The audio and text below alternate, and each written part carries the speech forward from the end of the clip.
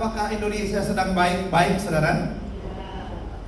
Kalau kita lihat semua harga-harga naik, kemudian termasuk harga BBM, harga dolar naik, semua berarti apa? Punya impact buat inflasi. Sehingga saudara, ketika harga-harga naik berarti daya beli masyarakat turun. Kalau ini berlanjut terus, berarti akan terjadi mungkin PHK. Tetapi begini, saudara, apapun yang terjadi hari-hari ini, firman Tuhan berkata bahwa Allah turut bekerja. Katakan amin.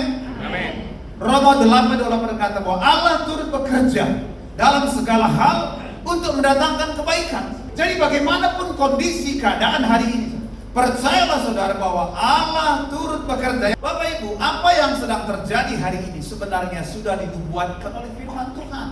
Ternyata keadaan hari ini sudah dinubuatkan ribuan tahun yang lalu, bahwa pada hari-hari terakhir, pada akhir zaman akan datang yang namanya masa sukar. Tapi hari saya mau sampaikan buat saudara untuk mempersiapkan kita, bagaimana kita menghadapi masa-masa sukar. Sebab masa sukar kita tidak bisa elakkan. Alkitab mencatat bahwa ada satu dimensi kekuatan lain, yaitu kekuatan tentang ibadah. Kalau kita baca tadi ayat 5, saudara, secara lahiriah mereka menjalankan ibadah mereka, tetapi pada hakikatnya mereka memungkiri. Padahal sebenarnya ibadah itu memiliki kekuatan. Sebab ibadah sebenarnya perjumpaan dengan Tuhan. Jadi setiap kali saudara mau ibadah di rumah, mau ibadah gereja, mau ibadah di kersel atau dimanapun, pastikan Bapak Ibu ketemu Tuhan.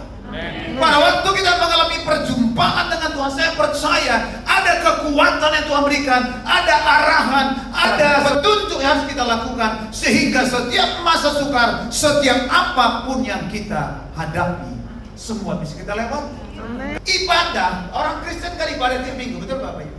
Tetapi yang dimaksudkan sini bukan soal hanya ibadah hari Minggu, tetapi setiap kita harus pastikan ketemu dengan Tuhan. Nah, ini misalkan persoalan kita. Persoalan kita harus mengatasi, bukan membawahi. Kira-kira kalau kekuatan kita di sini bisa kita atasi nggak persoalan itu enggak? Atau kita di sini kekuatan kita nggak bisa juga. Sehingga saudara, untuk bisa mengatasi problem-problem yang ada, saudara, maka kita harus memiliki kekuatan atau pemikiran di atas persoalan yang kita hadapi. Sebenarnya persoalan itu menjadi pergumulan buat kita ketika cara pandang kita, ketika kekuatan kita berada di bawah masalah itu sendiri. Tidak semua persoalan dalam kehidupan kita bisa diselesaikan dengan logika kita. Untuk itu Bapak Ibu, kita perlu cara pandang yang baru, hikmat yang baru untuk menyelesaikan persoalan dalam hidup saya. Tuhan pengen kita bersama-sama dengan Tuhan menyelesaikan setiap persoalan dalam hidup kita. Ayo, libatkan Tuhan dalam setiap pengambil keputusan dalam hidup kita, dan jangan andalkan kekuatan kita dalam setiap menghadapi persoalan. Maka saudara akan mampu menyelesaikan setiap persoalan-persoalan dalam hidup kita.